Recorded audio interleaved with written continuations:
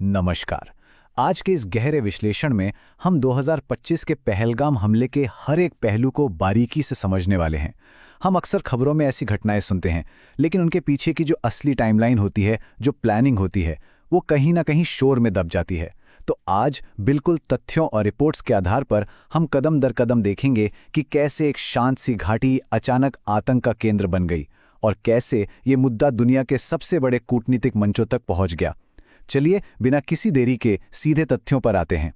अब सबसे पहला सवाल जो जहन में आता है वो ये कि आखिर 22 अप्रैल 2025 की तारीख ही क्यों चुनी गई, मतलब कोई और दिन क्यों नहीं।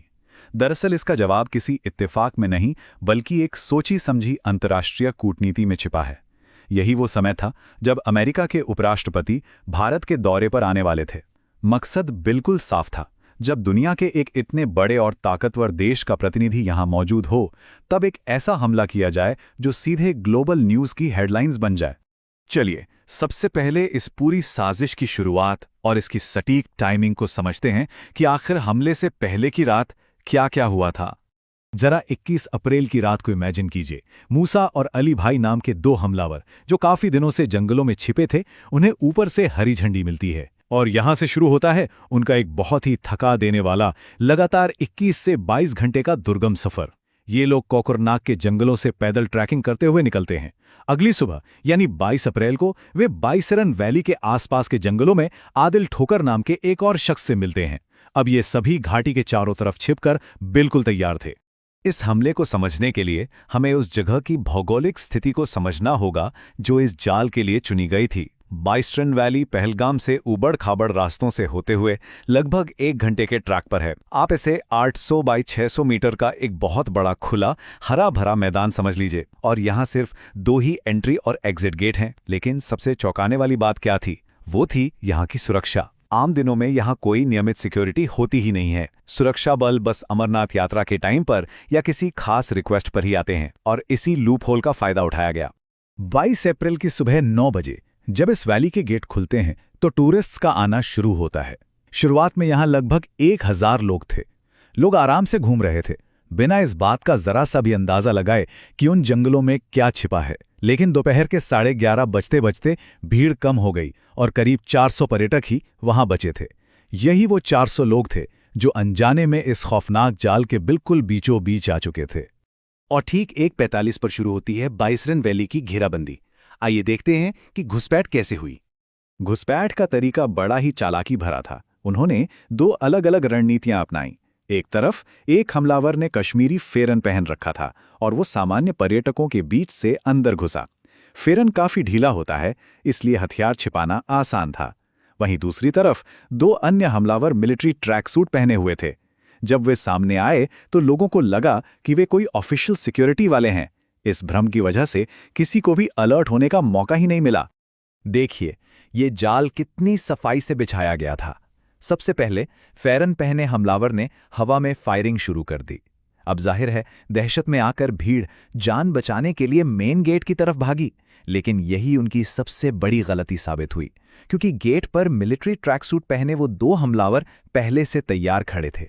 जैसे ही भीड़ गेट के पास इकट्ठा हुई, उन्होंने सीधा लोगों पर फायरिंग शुरू कर दी। पलक झपकते ही दोनों निकासी द्वार ब्लॉक कर दिए गए और पर्यटकों को एंट्री गेट से महज 50 मीटर दूर फूड स्टॉल्स के पास घेर लिया गया।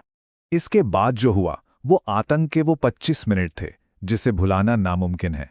हम तथ्यों के आधार पर देखेंगे कि वहां क्या क्या हुआ। फूड स्टॉल्स के पास बंधक बनाए गए लोगों के साथ जो सुलूक हुआ उसकी डिटेल्स बेहद गंभीर हैं। रिपोर्ट्स के मुताबिक हमलावरों ने सबसे पहले पुरुषों और महिलाओं को अलग किया। फिर उन्होंने पहचान पूछनी शुरू की, खास तौर पर कि कौन हिंदू है। जो जवाब नहीं दे रहे थे उनसे जबरन कलमा पढ़वाया गया। देबाशीष भट्टाचार्य नाम के एक टूरिस्ट ने जब कलमा पढ़ दिया तो उसे छोड़ दिया गया। वहीं पास में एक ईसाई पर्यटक भी था जिससे फिलिस्तीन के मुद्दे पर सवाल किए गए। और अंत में जो हिंदू पर्यटक थे उन्हें बिल्कुल करीब से गोलियां मार दी गईं। ये पूरी क्रूरता महज 20 से 25 मिनट तक चली, लेकिन इस छोटे से समय में 26 निर्दोष लोगों ने अपनी जान गंवा दी। ये एक ऐसा नुकसान था जिसकी भरपाई कभी नहीं की जा सकती। लेकिन इतनी दहशत के बीच भी एक ऐसा वाकया हुआ जो रोंगटे खड़े कर देता है। आदिल हुसैन, जो कि एक स्थानीय पोनी राइडर था, अपनी जान की परवाह किए बिना एक हथियारबंद हमलावर से भिड़ गया। उसने अपने पर्यटक को बचाने के लिए हमलावर से बहस की और उसकी बंदूक तक छीनने की कोशिश की। इसी हाथापाई में आदिल को गोलियां मार दी गईं। उनकी ये बहादुरी वाकई अकल्पनीय थी। ये कोई आम गोलीबारी नहीं थी, ये पूरी तरह से एक डॉक्यूमेंटेड ऑपरेशन था। हमलावरों के पास M4 राइफल्स और AK-47 थी, और सबसे डराने वाली बात यह थी कि उन्होंने अपने शरीर पर जीपी कैमरे लगा रखे थे, जिनसे वे इस पूरे जनसंहार को रिकॉर्ड कर रहे थे। उन्होंने पीड़ितों के साथ सेल्फी भी ली। इसके बाद उन्होंने भीड़ से 2 मोबाइल फोन छीने और दीवार फान कर वापस घने जंगलों में भाग गए। अब इस खौफनाक मंजर के बाद शुरू होता है बचाव के लिए जमीनी संघर्ष। घटना की पहली सूचना पुलिस तक पहुंचने में ही दोपहर के 2:30 बज गए। पहलगाम के SHO समझ गए थे कि पुलिस फोर्स को पहुंचने में वक्त लगेगा, तो उन्होंने तुरंत कश्मीर यूनियन के अध्यक्ष अब्दुल वाहिद से संपर्क किया।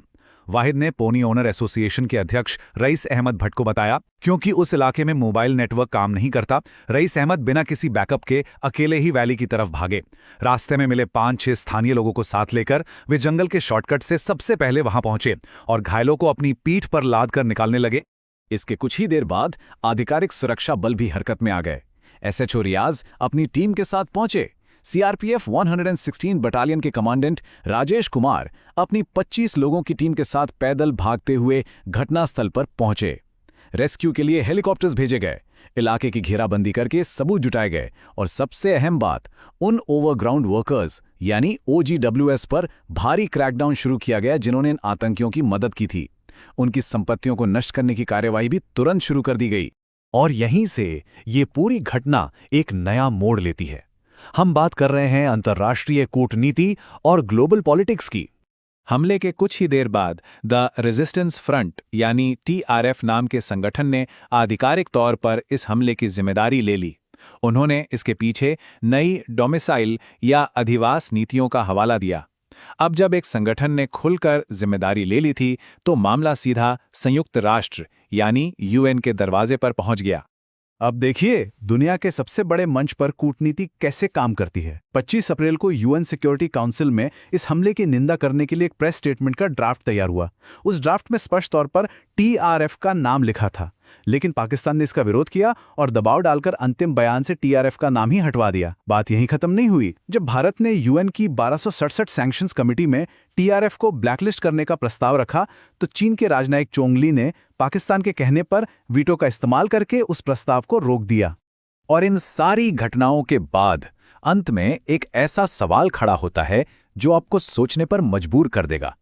आखिर पाकिस्तान की संसद ने इतने गर्व के साथ ये घोषणा क्यों की कि उन्होंने TRF का नाम संयुक्त राष्ट्र के दस्तावेजों से बाहर रखने में सफलता पाई है?